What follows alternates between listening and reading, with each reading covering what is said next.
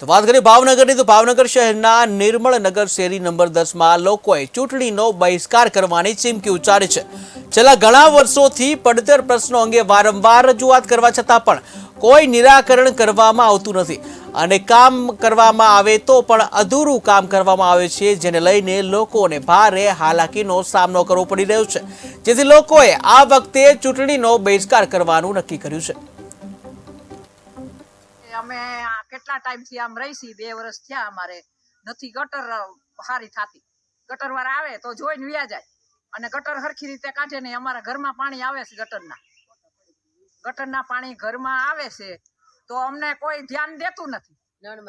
અને નળમાં અમારે ગટર આવે, અમારે પીવું કેમ અને પાણી આવતું નથી પૂરું, અને નથી બ્લોક નાખ્યા કે નહીં કાંઈ। અમે 700 રૂપિયા દઈને ટ્રેક્ટર ભરાવી, 2 ટ્રેક્ટર અહીંયા કચરાના, અને હજી કચરો પીડ્યો તમ તાર જોઈ જાવ અહીંયા આવી તો અમે મત દેવા નહીં જાય।